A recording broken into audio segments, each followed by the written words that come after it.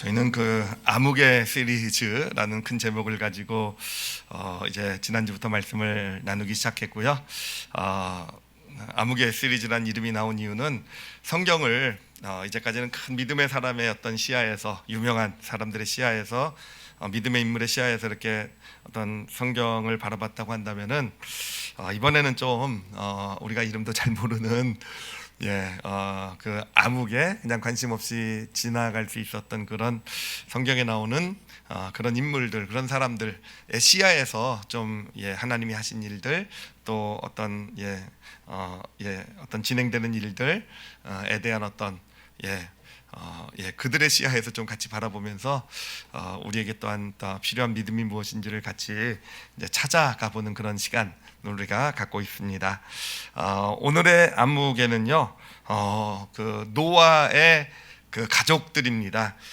노아와 방주를 함께 탄 가족, 그러니까 방주에 들어간 사람이 몇 명인지 혹시 아십니까? 8명입니다. 8명이시고요. 그리고 그러니까 노아를 빼놓고 7명의 가족이 있었겠죠, 그렇죠? 혹시 7명의 가족, 아내와 세 아들과 또 세 며느리 이렇게 7명인데 혹시 이름이 기억나는 어떤 사람 있습니까? 아들들의 이름은 혹시 기억하시는 분이 계실지도 모르겠어요. 저도 그냥 바로는 기억 못하지만 성경 찾아보면 찾을 수는 있을 것 같아요. 근데 아내나 며느리의 이름은 뭐 나와 있지도 않죠. 어찌됐든 그들, 어떻게 보면 노아의 빛을 가려 있었던 그들을 좀 생각을 좀 해보려고 합니다. 그들에게 있어서 이 그 산 위에다가 그 큰 방주를 짓는 것이 어떤 의미가 있는 일이었을까라는 그 시야예요. 사실 노아에게 있어서는요, 노아는요, 그 산 위에다 방주를 짓는 게 그에게는 이 하나님께 순종하느냐 순종하지 않느냐의 문제였죠. 그러니까 하나님께서 직접 노아에게 말씀하셔서 방주를 지어라, 내가 심판할 것이다.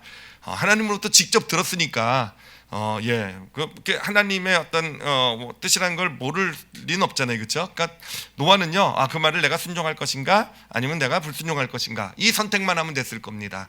근데 노아의 가족들은 어떻습니까? 노아의 가족들은요, 단순히 순종과 불순종의 문제가 아니라, 물론 순종해야 되겠지만 그 어떤 문제가 결국은 되겠지만, 그에 앞서서 그들은 직접 들은 게 아니라 누구로부터 그 하나님의 심판의 메시지를 듣습니까? 노아로부터 듣잖아요, 그렇죠? 그러니까 그들에게 있어서는 무엇이 먼저냐면은 정말 노아의 말을 내가 믿을 수 있을까가 노아가 하나님의 말씀이다라고 어떤 얘기를 했는데, 그것도 보통 얘기가 아니라 산 위에다 방주를 짓는 정말 말도 안 되는, 들어본 적도 없는, 이해도 안 되는 그런 얘기인데, 과연 그런 얘기를 딱 듣고 하나님의 말씀입니다라고 이렇게 들을 수 있을까? 그게 먼저지 않겠습니까? 그러니까 예를 들면은 제가 제 아내나 제 또 딸아이한테, 야, 하나님이 아빠한테 이렇게 얘기하셨어, 나한테 이렇게 얘기했어, 하나님의 뜻이 이거야, 제가 이야기하면, 제가 한번 생각을 해봤어요. 직접 실습은 안 해봤습니다, 상처받을까봐. 어떻게 과연 반응을 할 것인가. 제가 볼 때 제 아내는 그래도 긴가민가 하면서 따라와 줄 것 같은 느낌이 살짝, 근데 자신 없고요. 근데 제 딸아이는 분명히 저한테 물어볼 겁니다. 분명히요. 아빠가 어떻게 알아? 아빠가 그게 하나님의 뜻인지 어떻게 알아? 하나님 뜻이면 나도 알아야 되는 거 아니야? 요즘 바락바락 따지고 있어요, 요즘이요. 이게 소위 말하면 정말 쉬운 일이 아니라는 거죠.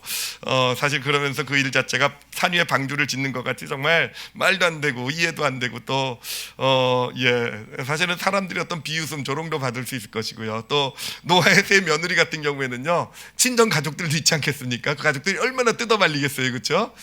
그런 상황에서 노아가 얘기했으니 이건 하나님이 말씀하신 거야라고 이렇게 받아들이고, 노아와 같이 이렇게 길을 걸어가는 건, 방주를 짓는 그 길을 가는 건 쉽지는, 어쩌면 노아보다 훨씬 더 어려웠을 수도 있었을 것 같아요.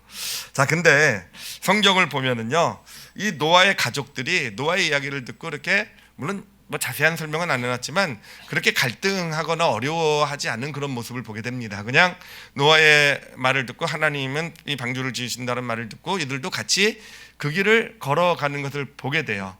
자, 그럼 뭘 얘기하는가? 바로 노아에 대한 절대적인 신뢰를 얘기하는 거죠, 그렇죠?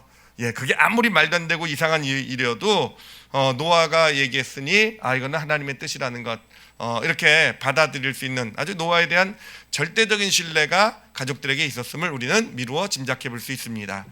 자, 그러면 도대체 노아의 어떤 모습이 그렇게 가족들에게 절대적인 신뢰를 주었을까라는 거예요. 예, 가족들에게. 근데 안타깝게도 가족들에게만 신뢰를 준 것 같아요. 예, 바깥에 사는 사람들은 예, 그렇게 노아가 말한 것을요 믿지도 않고 받아들이지도 않았죠, 그렇죠? 예, 그런 걸 봐서는 가족들, 그러니까 함께 지냈던 가족들에게 뭔가 노아는요, 예, 그렇게 신뢰를 줄 수 있는 그런 삶을 살았다라는 것. 도대체 그 모습이 무엇이었을까라는 것이죠. 자, 성경을 보면 노아에 대한 어떤 그 노아가 어떤 사람인지를 말해주고 있는 구절은 사실은 딱 한 군데 나옵니다. 오늘 우리가 읽었던 창세기 6장 9절을 보면은 그냥 이렇게 이 한 가지만 얘기를 해요. 이것이 노아의 족보니라. 노아는 뭐라고 얘기합니까? 의인이고요, 당대 완전한 자라고 얘기를 해요. 그러니까 노아가 의인이고 당대 완전한 자. 예, 이게 사실은 답니다. 그래서 이 가족들이 노아를 따랐다라는 거예요. 신뢰하고 따랐다라는 겁니다. 자, 그러면 의인이고 당대 완전하다라는 거, 그게 무슨 뜻일까? 그러니까 완전한 의인이란 뜻이에요. 온전한, 정말 그 삶이 온전한 의인이라는 것. 자, 보통 의인이라고 생각을 하면은요, 성경적으로 막 논리적, 신학적으로 보면 의인이라는 건 죄가 없다라는 뜻으로 봐요. 그러니까 이제 신학적으로 이것을 생각을 하면, 노아는 정말 죄가 하나도 없는, 정말 죄를 하나도 짓지 않은 사람이었구나 라고 우리가 이렇게 보게 됩니다. 자, 근데 여러분, 정말 주변에 죄를 하나도 짓지 않고 정말 하나님 말씀 잘 지키면서 철저히 살아간 분이 있다고 생각을 해보세요. 예를 들면 저 같은 사람은 빼고요, 그렇죠? 예, 어찌됐든 정말 쓸데없는 얘기를 해가지고 또 잊어버리려고 그래요 지금. 그러니까요, 그런 사람이 있다고 생각을 해보세요. 제가 얼굴이 빨개져서 부끄러워서 그런 거예요.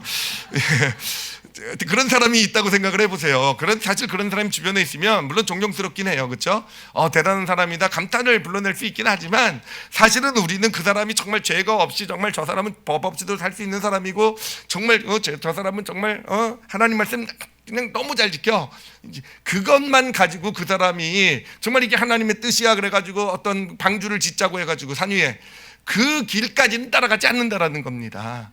그렇죠? 그 길까지는 따라가지 않는다라는 거예요. 그냥 좋은 말 하는 사람이고, 보는 좋은 삶 사는 사람이고, 그 삶은 존중해 줄 뿐이지, 그렇게 사실은 우리는 어떤 사람이 말을 할 때 그 사람의 말을 따라가는 그 사람들은 어떤 사람들이냐면은 성공한 사람들이에요. 뭔가 성취를 이룬 사람, 뭔가 어떤 사람이 있는데 그 사람이 손을 대는 데마다 투자가 다 성공한다고 생각을 해보세요. 자, 근데 어느 날 그 사람이 정말 말도 안 되는, 내가 보기에는 말도 안 되는 곳에 투자를 해야 성공한다고 생각을 해보세요. 근데 이 사람은요, 그 삶의 그 기록을 보면 정말 손 대는 것마다 대박을 쳤어요. 여러분 투자하겠습니까? 안 하겠습니까? 그렇죠. 넘어가시는 분들 많이 계세요, 그렇죠? 예, 투자. 그러니까 세상적인 기준에서 보면은 막 죄를 짓지 않고 하나님 말씀으로 막 이렇게 사람들의 마음을 보면요, 그런 사람을 따라가는 것이 아니라 사실은 뭔가 큰 성공, 성취 이루고 이런 사람의 말을 따라간다라는 것이죠. 근데 사실 지금 성경이 말하는 노아가 의인이고 당대 완전한 자라는 뜻은 그가 그렇다면 큰 성공을 이루고 뭔가 그 당시 불신자들이 드글드글한 상황 가운데서 그가 놀라운 성취를 이루고, 사람들이 볼 때 우와, 모세는 손만 대기만 하면 잘 되고 축복받고 정말 모세는 정말 놀라운 성취를 이룬 능력 있는 사람이야. 여러분, 모세가 그랬기 때문에 사람들이 모세 어떤 그런 가족들이 모세의 말을 믿고 따랐을까요? 만약에 그랬다면은요, 물론 성경은요, 큰 성공과 성취를 이룬 사람을 의인이라고 얘기하지 않아요. 당연히 성경은 그렇게 얘기하지도 않을 뿐더러, 사실 만약에 모세가 놀라운 성취를 이루었기 때문에 가족들이 따라갔다라고 생각하면 거기에 문제가 생기는 게 뭐냐면, 만약에 그런 사람이었다면 가족들만 따라가진 않았을 거예요. 그렇죠? 모세의 성공과 성취를 본 사람들이, 와, 모세가 저 산 위에 저기 배를 짓는 걸 보면, 와, 저기가 뭔가 정말 뭔가 대단한, 뭔가 우리는 모르는, 이렇게 생각하고 많은 사람들이 따랐지 않았겠습니까? 그러니까 모세가 그렇게 정말 가족들 정말 그의 말을, 그를 절대적으로 신뢰하고 어떤 그가 말하는 것이 그런 아픔과 고통을 주더라도 함께 따라갈 수 있는 어떤 그런 영향력을 미칠 수 있었던 이유는 그가 무슨 죄를 짓지 않아서 그냥 뭐 거룩하게 그냥 정말 그래서 살았기 때문도 아닌 것이고요. 그렇다고 해서 그가 뭐 정말 정말 하나님의 놀라운 많은 축복을 받아서 놀라운 성취를 이뤄내고 사람들이 부러워하는 성공된 삶을 살아서도 아니라는 거예요. 그럼 도대체 뭘까? 도대체 노아의 어떤 모습을 보고 어떤 모습 때문에 사람들이 가족들이요, 그를 가까이서 본 가족들, 가까이서 보지 않으면 몰라요. 그 모습을요. 가까이서 보지 않으면 노아의 어떤 그 모습을 모르는 뭔가가 있죠. 가족들만 아는. 도대체 그게 무엇일까라는 겁니다. 도대체 그게 무엇일까? 성경은 사실 그거에 대해서 우리에게 이미 답을 주고 있긴 합니다. 아까 봤던 창세기 6장 9절을 다시 보면은요, 이렇게 얘기를 해요. 이것이 노아의 족본이라 노아는 의인이요 완전한 자라는 표현을 하고 나서요, 그 뒤에 뭐라고 얘기합니까? 그는 하나님과 뭘 했다고요? 동행했다라는 얘기를 하고 있어요. 바로 저게 키입니다. 동행이요, 동행. 그래요. 멀리 있는 사람, 외부에 있는 사람들은 잘 모를지도 몰라요. 그렇지만 가족들이 볼 때 모세는요, 정말 매 순간 하나님과 동행한 걸 볼 수가 있었다라는 겁니다. 뭐 바깥에서 외적으로 활동하는 큰 일들뿐만 아니라 어떤 집에서 가정에서 함께 지내면서 어떤 며느리가 볼 때도, 아들이 볼 때도, 아내가 볼 때도 정말 모세는 그래요, 죄를 짓거나 뭐 어떤 뭐 정말 죄 하나도 안 짓는 어떤 그런 사람은 아니었을지도 몰라요. 정말 놀라운 성공이나 성취를 얻은 사람은 아니었을지 모르지만 뭔가 그의 삶을 보면서 모세는 진짜 매 순간순간 하나님과 동행하구나, 정말 하나님이 함께 하시는 삶을 사는구나, 정말 하나님과 동행하는 삶이다 라는 것을 보아왔기 때문에 그래서 노아의 말을 신뢰하고 따라갈 수 있었다라는 것이죠. 그래요. 여기까지 좋아요. 동행. 그러면 하나님과 여러분 동행하시기 바랍니다. 진짜 우리 삶에 정말 우리가 하나님이 당대 의인이고 완전한 자라고 평가를 해주신 것도 결국은 하나님과 동행한 결과로 나타나는 거고요. 그러니까 뭔가 내가 죄 짓지 않고 또는 내가 뭔가 큰 일을 이루어서 하나님이 의인이고 완전한 자라고 얘기하는 것이 아니라 정말 우리가 하나님과 동행하면 하나님은 의인이고 내가 완전했다고 얘기하고요. 정말 그런 삶을 살아낼 수 있게 될 때 정말 내 주변에 있는 사람들이 내가 무슨 말을 하든지요, 나를 신뢰해주고 믿어주는, 비록 손해와 아픔이 있어도 나와 함께 가주는 여러분 그런 축복을 받게 될 것이에요. 근데 중요한 게 이 동행을 도대체 어떻게 하는 건가라는 거예요. 동행을 여러분 하나님과 동행하고 계십니까? 갑자기 대답을 못하세요, 그렇죠? 평소 땐 자신 있는 분들도 맞으실 텐데 사실 저도 뭐 하나님과 동행한다 그러면 동행하겠지라고 막연히는 생각해 왔어요. 막연히 내가 동행하겠구나, 그래 뭐 동행하는 게 뭘까 그러면 그냥 막연히 내가 그냥 하나님 믿고 살아가는 거, 그냥 예배 빼먹지 않고 살아가니까 그러다가 조금 이제 동행 좀 더 심각하게 생각하면 내가 새벽 예배 나오니까 동행하나 보다, 뭔가 제 스스로, 아니면 내가 말씀 읽으니까, 아니면 하여튼 이제 그렇게 생각을 사실은 해왔고요. 아마 많은 분들이 그렇게 생각하고 있을지도 모르겠어요. 근데 제가요 사실 지금부터 한 10년 전쯤에 이 동행의 비밀을 좀 알게 되었어요. 10년 전쯤에 동행에 진짜 동행이라, 하나님과 동행하는 길이 이렇게 내가 살아가면, 이렇게 살면 내가 하나님과 동행할 수 있겠구나라는 비밀을 깨달은 걸 제가 그 경험을 나눠드리도록 할게요. 이제 10년 좀 넘은 것 같은데, 그때 이제 사실 굉장히 어려운 때였습니다. 저도 개인적으로도 어렵지만 또 교회도 좀 힘들고 어려운 그런 아주 상황 가운데 있었던 그런 시기로 기억이 되는데, 그때요 이제 어느 날 이제 그 당시 딸아이가 한 초등학교 한 저학년쯤이었던 걸로 기억을 하는데, 어느 날 학교를 갔다 오더니 갑자기 저한테 질문을 하는 거예요. 아빠, 그러더니요 질문을 하는 겁니다. 그래서 뭐라고 질문을 하냐면요, 저한테 아빠는 꿈이 뭐야? 라고 질문을 하더라고요. 아마 지금 제 딸아이는 아마 기억 못할 거예요, 그런 질문했는지도. 그런데 그런 질문을 딱 이제 들으니까 아이한테 뭔가 제가 꿈을 제대로 좀 설명해 줘야 되지 않겠습니까? 아빠가 얼마나 멋있는 꿈을 가지고 있는지, 얼마나 대단한 꿈을 꾸고 있는지 아마 학교에서 뭔가 꿈에 대해서 배웠나 보다 생각하고 이제 설명을 해줘야 되는데 아마 평소 때라면 그렇게 설명을 했을 것 같아요. 아빠는 정말 이 세상에서 제일 멋진 교회를 세울 거야, 막 이런 꿈. 또는 아빠 선교에 대한 꿈이 있으니까 아빠는 30개 이상의 어떤 그런 그 나라들에게 정말 선교사를 파송하는 꿈, 아빠의 꿈이야, 막 이런 뭔가 평소라면은 예전 그 전이라면 그렇게 대답을 했을 텐데 그때는요 너무 사실은 너무 꿈을 꾸기에는 환경과 상황이 너무 좋지 않아 가지고 그때 꿈은 참 소박했어요. 그냥 이때가 빨리 지나갔으면 하는, 그냥 무사히 그냥 지나가만 가라 라는 그런 상황이었기 때문에 사실은 이제 대답을 못했어요. 제가 못하고 그냥 딸아이한테 이렇게 좀 꾸며낼 수 있는 걸 내지 못하고 그냥 모르겠는데 라고 대답을 했었어요. 근데 그때 이 아이가 저한테, 제가 대답을 못하니까 더 재밌죠, 더 신나죠, 그렇죠? 그러면서 저한테 한 말이 있어요. 한 말이 있어요. 아빠, 그러면서 아빠, 꿈이 뭔지 알아? 꿈은 근데 여러분 이 말이요 진짜 저에게는요 정말 거의 그 말을 듣고 제가 망치로 머리를 얻어 맞았다는 표현 쓰잖아요, 그렇죠? 띵한 그런 충격을 받았던 말이었어요. 뭐라고 얘기했냐면요, 말씀드리기 싫습니다. 그렇죠? 저만 알고 있으면 재밌잖아요, 그렇죠? 근데 뭐라고 얘기했냐면요, 아빠, 근데 꿈은 명사가 아니라 동사래. 이렇게 얘기를 하는 거예요. 명사가 아니라 동사래. 근데 그게 진짜 여러분 이게 충격을 받은 게 이게 사실 그렇게 생각을 해보지 못했기 때문에 그런 거 아니겠습니까? 명사가 아니라 동사래. 그러니까 그때까지 저는요 당연히 아마 많은 분들이 그렇게 대부분 그렇게 생각하고 계실 것 같아요. 꿈이라고 하면은요 다 사실은 명사로 생각을 합니다. 그러니까 어렸을 적에 내 꿈이 뭐냐고 물어보면은 다 사실 뭐 대통령이 되고, 그렇죠? 어렸을 때 한 번씩 다 대통령은 되고 싶어하죠, 그렇죠?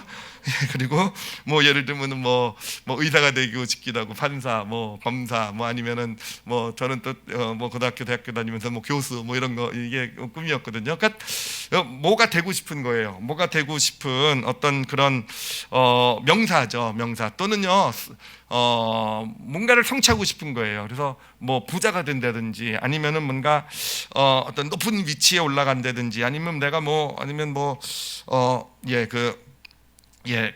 하여튼 뭐 좋은 집을 갖는다든지, 그러니까 뭔가를 성취하는, 그러니까 명사들이라는 거죠. 뭔가가 되든지 뭔가를 성취해내는 명사인데, 근데 그게 아니라 꿈은 동사여야 된다라는 거 아니겠습니까? 동사여야 된다라는 게 뭐겠습니까? 꿈이라는 건 그런 명사가 아니라 내가 어떤 사람이 되는 게 꿈이어야 된다라는 거예요, 그렇죠? 내가 삶을 사는데 이렇게 사는 게 나의 꿈이 돼야 된다라는 거예요. 동사라는 게 그런 거잖아요, 그렇죠? 명사가 아니라, 그렇죠? 자, 제가 그런 생각을 하면서 이제 사실 성경을 봤어요. 성경에 나오는 인물들을 봤어요. 정말 하나님의 사람들은 어땠을까라는 어떤 그런 이제 시야를 가지고 성경의 인물들을 이렇게 보기 시작하는데, 이게요 정말 예전과 다른 시야로 이 사람들의 삶이 보이더라고요. 제가 사실 원고에는 이제 그 대표적으로 요셉과 다윗 두 사람을 좀 선택해가지고 왔는데, 일부 예배를 해보니까 이거 두 개 하면 조금 긴 것 같아요. 그래서 둘 중에 한 사람만 하도록 할게요. 혹시 나머지 한 사람이 궁금하면 일부 예배를 보시기 바랍니다. 근데 요셉을 할까요? 다윗을 할까요? 요셉 다윗. 그냥 제가 정할래요. 제가 알겠습니다. 둘 다 안 하도록. 다윗으로 한번 해보도록 할게요. 다윗을 한번 생각을 해보도록 할게요.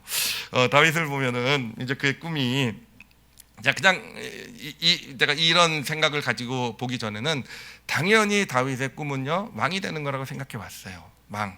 그렇죠. 하나님께서 기름 부어서 이제 왕이라는 약속을 주시고, 그래서 그 이후에 그의 삶은요, 삶의 어떤 꿈은요 왕이 되기를 원한, 그러니까 왕이 목표인 어떤 그런, 그게 그의 삶의 어떤 꿈이라고 생각을 해 왔습니다. 자, 그런데 여러분 한번 다윗의 삶을 직접 한번 좀 이렇게 자세히 좀 한번 들여다보면은요, 진짜 만약에 그가 왕이나 되는 게 꿈이었다고 한다면은 사실은 이게 좀 다윗의 삶이 좀 굉장히 어려웠을 수도 있을 것 같아요. 그가 그렇게 편하게 왕이 되는 거 아니잖아요. 그렇게 열심히 왕이 되는 길을 걸어가고 골리앗도 물리치고 큰 공원도 세웠지만 결국은 광야에 쫓기는 신세가 되기도 하잖아요, 그렇죠? 그리고 광야에 쫓기는 신세에다가 결국은 마지막 이 블레셋이라는 적국의 망명까지 해야 되는 비참한 상태까지 가게 되잖아요. 물론 그리고 나서 왕이 되어져 가지만 그가 진짜 그런 집념을 가지고 자신의 꿈을 포기하지 않고, 내가 절대로 왕이 될 것이다, 하나님이 나에게 주신 약속 꿈이기 때문에 난 이걸 포기하지 할 수 없어. 그리고 만약에 걸어간 길이었다고 한다면 정말 다윗의 인생이 얼마나 힘들고 어려웠을까. 아니 그뿐만 아니라 우리가 알고 있는 그런 진짜 다윗, 정말 하나님의 마음에 합한, 정말 하나님의 나라를 이루어낸 그런 다윗의 모습이 과연 될 수 있었을까라는 거예요. 예, 만약에 왕 자체가 되는 게 목적이었다고 한다면 쫓기는 신세가 되었을 때 정말 큰 위기와 좌절이 찾아왔을 것 같아요. 그렇죠? 그 일이 끝나지 않을 때 보면은요, 끝나지 않는 걸 보면은요, 정말 그 가운데 정말 내가 왕이 될 수 있을까? 그것 때문에 고통스럽고 힘들었을 것 같아요. 그럼 우리가 알고 있는 정말 광야 가운데서도 그렇게 어떤 한 공동체를 이뤄나가고 사람들을 섬기고 같이 어떤 믿음의 사람으로 세워나가는 그런 다윗이 과연 존재할 수 있었을까? 그래요. 블레셋의 망명함에 살면서 정말 그 망명에서 적군, 왕 밑에서 시다노릇, 꼬북노릇하고 살아가는 거예요. 그러면서 진짜 왕이 되는 어떤, 만약에 그런 삶을 살았다고 한다면요, 다윗의 마음은 정말 너덜너덜해졌을 것 같아요. 정말 집념과 악만 남았을 것 같고요. 어떻게든지 내가 내 원수들을, 나를 힘들게 하는 사람을 내가 어떻게든지 굴복시키고 내가 왕이 돼야 된다. 그러면은요, 진짜 하나님의 마음에 합한 우리가 알고 있는 다윗은 되지 않되 그런 다윗은 없지 않았을까라는 것입니다. 자, 제가 이렇게 이렇게까지 말씀드릴 수 있는 이유가 있어요. 왜냐하면은 다윗의 인생을 보면서, 새로운 시야로 보면서 다윗의 꿈이요, 왕이 되는 게 아니라는 그런 깨달음을 받았기 때문에 그래요. 물론 하나님이 약속을 주셨기 때문에 왕이 되게 기름 부어 왕으로 세우시겠다는 약속을 주셨기 때문에 마음속에 어떤 바람은 있었을 겁니다. 그렇지만 다윗의 인생을 보면서 발견한 게 뭐냐면은 그를 왕으로 세우는 것은 하나님이 하실 일이지 다윗이 스스로 꿈꾸고 스스로 그것을 위해서 노력하면서 어떻게든 왕이 되기 위해 살아가는 그런 다윗 자신의 매일매일의 삶 가운데, 순간순간의 어떤 선택 가운데서 그 다윗이 품는 꿈은 아니었다라는 거예요.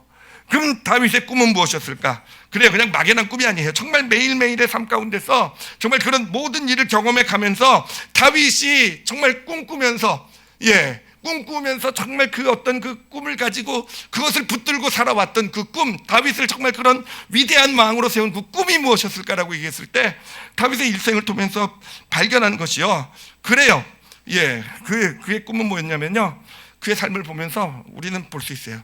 그의 꿈은요, 어떤 상황에서도 하나님 앞에 찬양하는 자가 되는 게 그의 꿈이었더라고요. 그래요, 어떤 순간에도 하나님을 찬양하는 자가 되는 것. 그래, 다윗은요, 어린 시절 혼자서 양을 칠 때도요, 그 외로운, 정말 집안에서 왕따였던 것 같아요. 집안에서 왕따였던, 그래서 혼자 정말 며칠씩, 때로는 몇 주간씩 양을 치러 나가는 그때에도 다윗은요, 보면 하나님께 찬양을 부르더라고요, 늘. 그리고 골리앗을 이기고 정말 이스라엘의 스타가 되었을 때도 그는요, 하나님께 찬양을 하더라고요. 하나님께 찬양하더라고요. 그래요. 그런가 하면은 정말 그 광야에서 쫓겨다니는 신세가 되었을 때도, 여러분, 그 쫓겨다니는 신세에서도 정말 다윗이 정말 쉬지 않았던 게 뭡니까?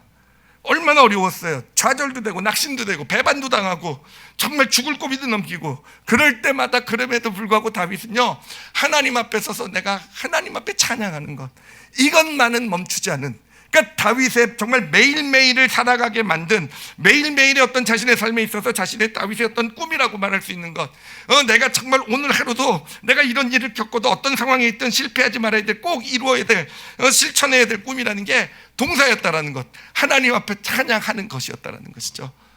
이게 정말 다윗에게는 정말 놀라운 축복이 되는 것이, 여러분, 다윗이 밧세바와의 간음이라는 정말 말도 안 되는 죄를 저지르게 되잖아요. 정말 이거는 사실은 정말 심각한 죄입니다.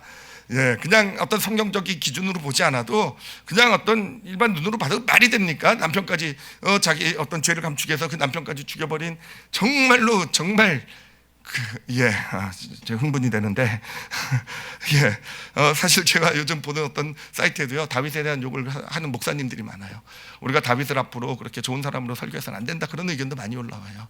어떻게 다윗이 우리가 본받을 수 있는 사람이고, 어떻게 그런 이 밧세바 사건을 놓고요, 그렇게 올라온 사실 그런 다윗이란 말이에요. 근데 여러분, 다윗은요, 그 밧세바 사건을요 극복하고 일어섭니다. 어떻게 그럴 수 있었을까? 그래요, 그는 이 밧세바 사건을 자신의 어떤 잘못이라는 걸 깨달았을 때 그의 시편을 한번 보세요. 예, 그의 시편이요. 그가 불렀던 절절한 그 시편. 결국은요, 그는 그렇게 자기가 죄를 짓고 큰 고통 가운데 있었을 때 사실 다시 일어날 수 있었던 힘은요, 그는요 그 순간에서도요 하나님 앞에 찬양하는 자, 하나님 앞에 찬양으로 설 수 있는 그 믿음, 그 모습이요. 사실 우리 아무리 크리스찬이라고 해도요, 사실은 그런 다윗과 같은 그런 큰 죄 또는 그 정도가 아니더라도 사실은 우리가 일부러 뭔가 죄를 지면은 사실은 하나님이 용서하시지 않으셔서 우리가 망가지는 건 아닙니다. 하나님은 우리가 어떤 죄를 짓든지 하나님은 다 이미 십자가에서 용서하신 분이세요. 근데 문제는 뭔지 아십니까? 우리가 회복을 못해요. 나는 내가 죄를 져도 십자가에서 용서받았다고 뭐 예수의 피를 흘리자면 용서받는다고 그렇게 뭐 얘기하고 뭐 그게 성경의 가르침이 아니냐 뭐 성경 그렇게 나는 믿는다 이러고 마치 나는 괜찮은 것처럼 얘기해도요, 여러분 절대로 그렇지 않아요. 그런 죄를 짓는 대부분의 사람들은요 다 용서받았다라고 얘기하지만 실은요 스스로 그 죄 가운데 하나님이 용서하시지가 않으셔서가 아니라 자기의 그 어떤 이미 망가져간 어떤 그런 것 때문에 결국은 점점 더 무너져가는 삶을 살아가게 되는 거, 그게 사실은 진짜 우리의 현실입니다. 사실은 우리의 현실이에요. 그런데 다윗은 그런 큰 죄를 짓고요, 큰 정말 어마어마한 죄를 짓고도요 어떻게 다시 회복할 수 있었는가라고 했을 때 그는요 그의 꿈은 동사였던 거, 하나님 앞에 찬양, 정말 애통하고 하는 어떤 그런 찬양, 그 찬양으로 늘 하나님 앞에 설 수 있었던 그것, 여러분 그게 다윗을 그런 죄악 가운데서도 다시 일으켜 세워준 힘과 능력이 되더라고요. 그런가 하면은 다윗의 인생에요 진짜 위기가 있었어요. 도대체 이걸 그러니까 정말 위기예요. 선택을 잘해야 되는 위기입니다. 그게 몇 번 있었는데 그 중에 대표적인 사건이 이제 사울 왕이 죽었을 때입니다. 다윗은 그때 그 블레셋에 망명하고 있었어요. 거기서 여러분 사울 왕이 죽은 게 다윗에게 기쁜 소식이었을까요? 슬픈 소식이었을까요? 여러분이 다윗이었으면 어땠을 것 같으십니까? 저 같았으면 무지 기뻐할, 나 기뻐하리 하면서 율동하고 찬양할 그런, 드디어 나는 망명생활 끝나고 이제 드디어 이스라엘 왕이 될, 정말 고생하고 힘들었는데 사실은 그런 소식이었을 거예요. 근데 여러분 만약에 그때 다윗이 정말 사울이 죽은 걸 기뻐하고 했었다고 한다면은요, 아마 너무 기뻤을 것 같아요. 정말. 근데 만약에 그것이 표현됐다고 하면은요, 다윗은요 이스라엘의 12지파 중에 11지파가 사울 왕을 지지하고 있었거든요. 그 11지파의 마음을 얻어내지는 못했을 거예요. 근데 그때 다윗이요, 그런 상황에서 다윗이 뭐라는 줄 아십니까? 그의 꿈은 하나의 어떤 순간에도요, 자신의 마음이 어떻든 지금 나 기뻐하리라는 마음이란다 할지라도 분명히 기뻤을 것 같은데 다윗은 뭘 했었겠습니까? 찬양을 해요. 하나님 앞에 그 마음을요, 사울의 죽음을 놓고 하나님 앞에 그 죽음을 찬양으로 올려드립니다. 그러면서 그의 마음 가운데 어떤 하나님의 어떤 주시는 어떤 하나님이 하신 일에 대한 어떤 기쁨도 있지만 정말 어떤 찬양하면서 하나님의 마음, 어떤 안타깝고 어떤 한 인생에 대한 하나님의 기름 부음 받은 왕의 인생에 대한 그 아픔이 같이 시에서 표현되어서 나오고요. 여러분 그래서요 다윗이 12지파의 모든 지지를 사울 왕이 죽었을 때 받아낼 수 있었던 겁니다. 여러분 그래요. 다윗의 삶을 지탱해 준 것은요 바로 그의 꿈이요 동사였기 때문이에요. 어떤 순간에도요 왕이 되는 어떤 그런 말의 명사가 그의 꿈이었다고 한다면은요 다윗은 분명히 넘어졌을 거예요. 분명히 실수하고 일어나지 못하는 경우도 있었을 것이고요, 분명히 선택 가운데 다른 잘못된 선택을 내릴 수도 있었을 거예요. 그런데 다윗의 꿈은요 동사였어요. 그것도 매 순간 정말 인생의 어떤 순간에서도요 내가 실천해 볼 수 있는 그것이 다윗을 우리가 알고 있는 다윗으로 세워가게 만들어 준 것이 아니겠습니까? 그런가 하면은 다윗이 누린 가장 큰 축복은 뭐냐면은요, 가장 축복은요 다윗이 이제 나중에 하나님 이스라엘 왕국을 이루어갈 때 정말 다윗을 따르는 사람이 많았다라는 거예요. 정말 자기 목숨처럼 따르는 사람이 많았다라는 거예요. 여러분 다윗이 죄가 없어서 그런 거 아니잖아요. 여전히 죄를 짓고 정말 큰 죄를 지었어도요, 오히려 다윗을 정죄하고 그러기보다는 다윗을 긍휼히 여기고 불쌍히 여기고요. 다윗이 그렇게 다윗이 뭔가 놀라운 성취를 이루어서가 아니라 정말 놀라운 것은요, 다윗이 왕위에서 쫓겨나요. 아들에 의해서 정말 정치를 게을리해가지고 쫓겨난 겁니다. 솔직히 얘기하면 쫓겨나가지고 할 때도요, 정말로 이스라엘 백성들이 그를 아파하고 안타까워 같이 그냥 왕국에 남아 있으면은 정말 그냥 편안한 길이 열림에도 다윗을 따라가는 그런 여러분, 그게 어디서 왔겠습니까? 바로 하나님과 동행이기 때문에 그래요. 늘 옆에 있는 사람들은요, 늘 광야 때부터 보온 겁니다. 아니 그 전부터 보온 거예요. 왕국이 세워지고 하면서 보온 겁니다. 비록 금도 있고 잘못 정말 큰 죄도 짓고 정말 어떤 그런 어떨 때는 정말 다 말아먹기도 하고, 그렇지만 그럼에도 그는 늘 하나님과 동행했음을 사람들이 본 것이고요. 그리고요, 사람들과 동행할 수 있었던 다윗의 믿음의 비결에겐 무엇이 있었는가? 그의 꿈은요, 왕이 아니라 뭐였다고요? 늘 하나님 앞에 찬양하는 자가 되는 거. 시편에 보면 그의 마음의 소원이 너무 잘 나와 있어요. 광야에 쫓기면서도 그는 늘 꿈꿔요. 하나님의 전에서 하나님께 찬양하는 자가 되는 거. 다윗은 어떤 순간에도 찬양하는 자가 되는 동사가 그의 꿈이었고요. 그렇기 때문에 어떤 순간에도 그 꿈대로 살 수 있었던 거예요.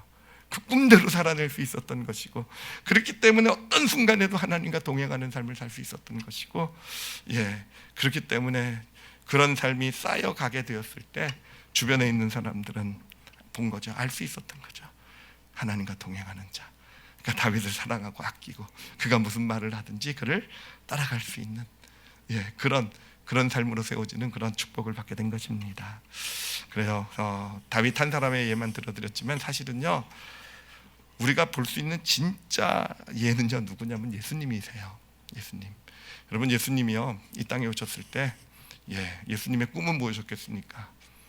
저는 이제까지 그걸로 생각해 왔었어요. 온 인류의 구원이라는 아주 어마어마한 꿈을 꾸고 그 꿈을 가지고 예수님은 그래서 30년 동안 그 꿈을 이룰 준비를 다 하시고 3년 동안 그 꿈을 이루기 위해서, 온 인류의 구원을 이루기 위해서 정말 그 꿈을 향해서 나간 삶이 예수님이었구나라고 이제까지 착각하고 있었어요. 아니에요. 제가 그동안 설교도 정말 예수님에 대해서 많이 해오고 예수님이 하신 공생의 일들을 묵상해오고 함께 정말 은혜도 받고 그 예수님의 어떤 그 모습 가운데서 정말 저에게는 가장 큰 정말 은혜고 축복이었거든요. 예수님의 그 공생의 삶의 그 모습들 하나하나가. 근데 그것을 돌아보면서 제가 발견한 게, 예수님의 꿈은요, 온 인류의 구원이라는 것은 하나님께서 이루신, 예수님을 통해서 이루신 것이고요, 예수님의 꿈은요 늘 뭐였는지 아십니까? 한 영혼이었어요. 한 영혼. 그에게 나오는 한 영혼을 소중하게 여기는 게 예수님의 꿈이었어요. 예수님은 그 길을 걸어가신 거예요. 나병 환자가 나왔을 때, 여러분 사실은요 예수님의 꿈이 온 인류에 가 있었다고 한다면 나병 환자, 음행한 여인, 거지, 사실은 분명히 다르게 사셨을 거예요. 그런데 예수님은요 그냥 그렇게 한 영혼을 소중히 여기는 것, 그 길이요 가다 보니까 십자가가 된 거예요. 그 길이 가다 보니까 온 인류의 구원이 된 겁니다. 그리고 무엇보다도 그 예수님의 그 삶을 보면서 오늘날 그 이후로 이제까지 그 예수 그리스도께서 가라고 하는 그 길을요, 그 길이 비록 정말 고통스럽고 힘들고 포기하고 손해보는 길이란다 할지라도 수많은 사람들이 그 길을 따라가고 있잖아요. 그렇죠? 저도 그 중에 하나인 줄 믿습니다.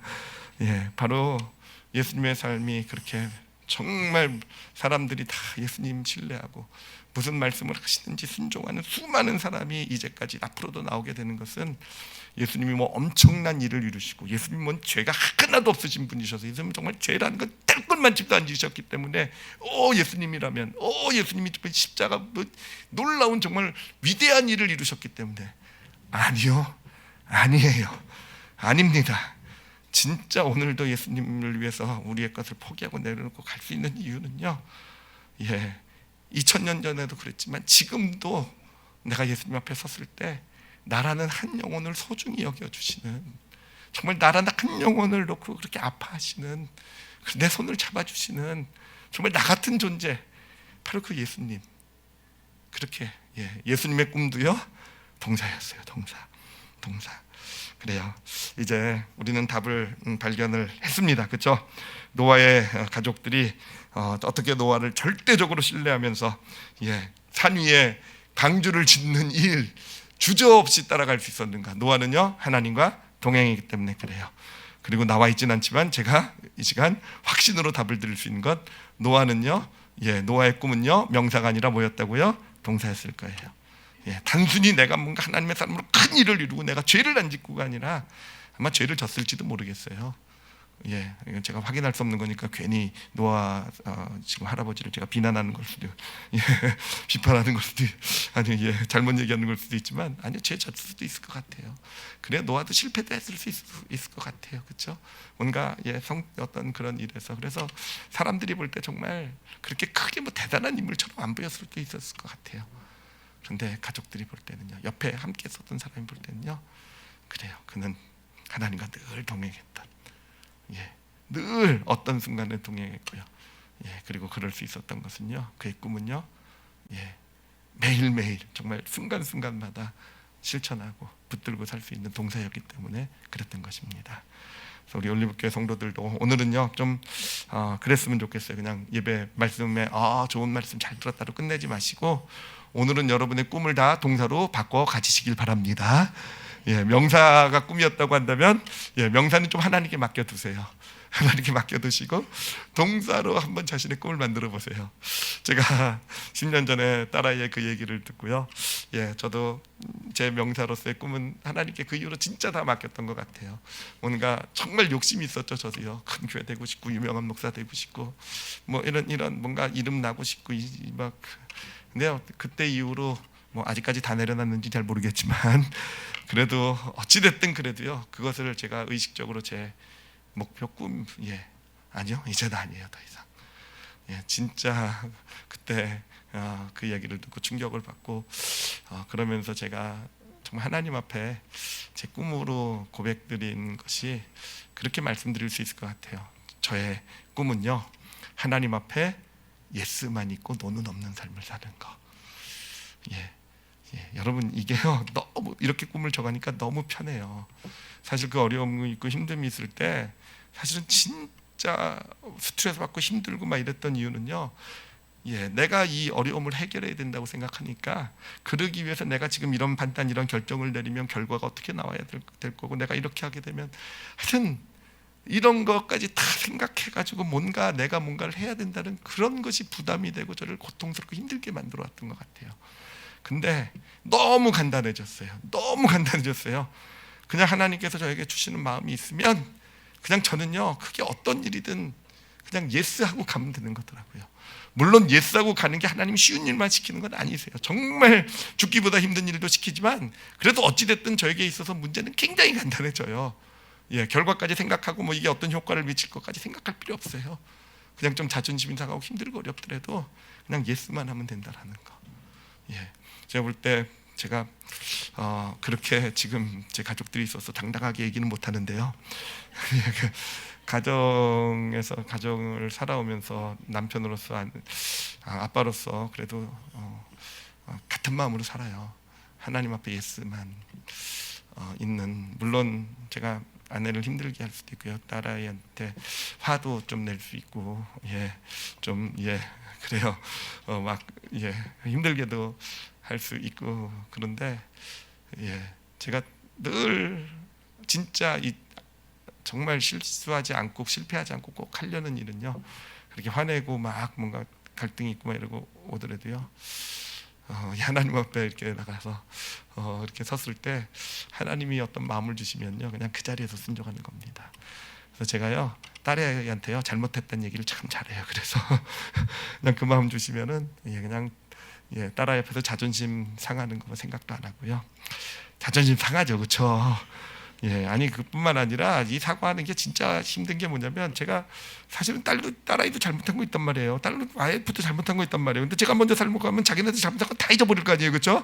그런데 아빠만 잘못하고 남편만 잘못하고 그런 생각하면 마음이 힘들고 어렵고 내가 꼭 지금 해야 되나 막 갈등도 되지만 어찌됐든 그래도 제 꿈은 매일매일의 삶을 살아가면서 관계 가운데 사역 가운데 또 가정 가운데 제 꿈은요, 하나님 앞에 무조건 예스하는 거. 예, 그리고 지금까지 잘 살아왔는 줄 믿습니다.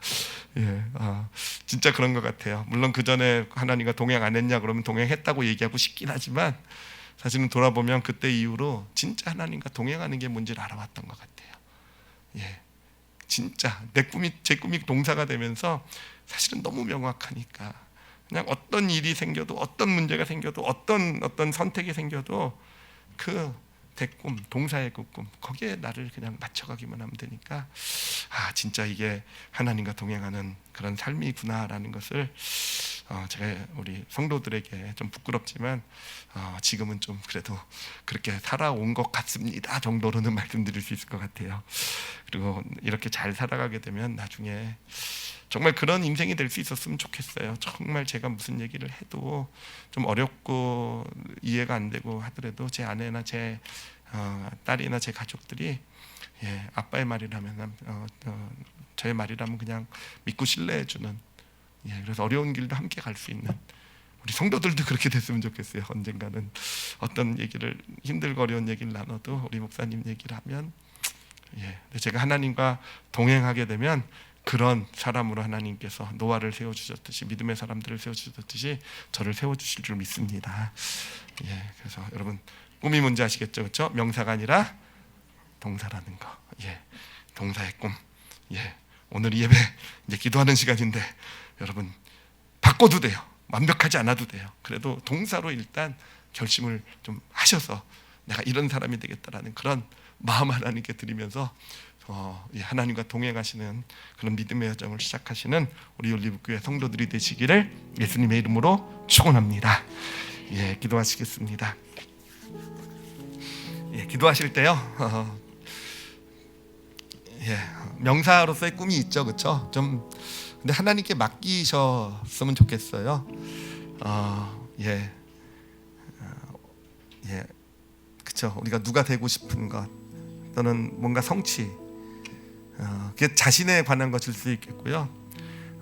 또 자신의 가족들, 가정의 어떤 무슨 부자가 되는 거 뭔지 모르겠어요. 하여튼 그런 우리가 가져왔던 것이 가정에 대한 것이 어떤 내 바람이나 꿈이 명사였다고 한다면 그냥 하나님께 맡겨두셨으면 좋겠어요. 버리라는 얘기가 아니에요. 하나님께 맡겨두셨으면. 그래서 특히 자녀들을 향한 여러분의 꿈이 만약에 명사였다고 한다면 무슨 좋은 대학이나 무슨 직장이나 그건 일단 좀 하나님께 맡겨드렸으면 좋겠어요. 그리고 과연 내가 어떤 사람이 되었으면 좋겠는가를 한번 좀 하나님께 물어보세요. 하나님, 제가 어떤 사람이 되었으면 좋겠습니까? 라고요. 또는요, 제가 어떻게 삶을 살아가야 됩니까? 라는 거. 하나님께 구하세요. 그게 제 삶의 꿈이 되는, 그래서 어떤 순간에도 좋을 때나 잘 나가고 편할 때뿐만 아니라 정말 힘들고 어려울 때나 갈등이나 다툼이 있을 때나 이럴 때도 내가 붙들 수 있는 그런 꿈으로 하나님 주세요라고요. 교회에서도 직장에서도 일터에서도 가정에서도 늘 붙들 수 있는 꿈을 주세요라고요. 동사로서의 꿈. 여러분 그 꿈이 있으면 하나님과 동행하게 돼요. 동행할 수 있어요. 그렇죠? 우리 이 시간 정하세요. 오늘이요. 꼭 정하세요. 지금 이 시간 바꿔도 된다고 그랬어요. 지나가시면서 조금 바꿔가셔도 돼요. 하나님께서 받으실 겁니다. 그리고 분명히 흔들리지 않을 수 있는 꿈으로, 동사의 꿈으로 만들어 가주실 거예요. 그렇지만 이 시간 꼭 결심 한 가지, 나는 이런 사람이 되겠다, 난 이런 삶을 살겠다. 우리 다 같이 함께 오늘 말씀 놓고 자신을 위해서 우리 하나님 앞에 좀 기도하는 시간, 우리 함께 통성으로 기도하시겠습니다. 하나님 아버지 감사합니다. 하나님 아버지 감사합니다. 하나님, 꿈이 명사가 아니라 동사라는 사실을 하나님 이렇게 알려주셔서 정말로 많이 감사합니다. 하나님, 그러고 보니까 우리 올리브교회 꿈도요, 하나님 명사가 아닙니다. 큰 교회가 되고 이름난 교회, 하나님 아니요. 우리 올리브교회 꿈은요, 인생의 두 번째 산을 함께 올라가는 교회예요. 하나님, 정말 하나님께서 보내신 이웃을 정말 소중히 여기고 한 영혼 소중히 여기고 정말 함께 올라가는, 그래서 인생의 두 번째 산에 그 발걸음을 같이 가는 것이 우리 올리브교회 주신 꿈인 줄 믿습니다. 하나님, 우리 모든 성도들이, 우리 교육자로부터, 우리 장로님으로부터, 우리 재직들로부터 모든 성도들이 같은 꿈 꾸게 해주시고, 그래서 아버지 그렇게 정말 한 영혼을 예수님이 그러셨던 것처럼 소중히 여기면서 그 결과는 하나님께 맡겨드리고, 그렇게 하나님 이 땅에 교회로서 세워져 나가는 우리 올리브교회가 되게 하여 주시옵소서. 하나님, 그리고 이 시간 하나님 우리 성도들에게 꿈을 주시는 줄 믿습니다. 하나님, 진짜 하나님과 동행할 수 있는 놀라운 믿음의 비결이라고 저는 확신해요. 하나님, 우리 꿈이 동사가 되어져 갈 때 하나님 작은 것이라도요, 어떤 사람이 되기를 하나님 원하시는지, 어떤 삶을 살기를 하나님 원하시는 작은 거라도 이 시간 마음에 품게 해주시고요, 그리고 그것을 가지고 하나님 살아가게 해주십시오. 하나님, 물론 잊어버릴 수도 있어요. 때로는 잃어버리고 잊어버리고 시간이 지날 수도 있지만 또 다시 기억나면 하나님, 우리가 또 하나님과 동행할 수 있지 않습니까? 그래요. 그런 하나님과 동행하는 믿음의 길 잘 걸어가는 우리 올리브교회 성도들 되게 하여 주시옵소서. 감사드리며 예수님 이름으로 기도드렸사옵나이다. 아멘.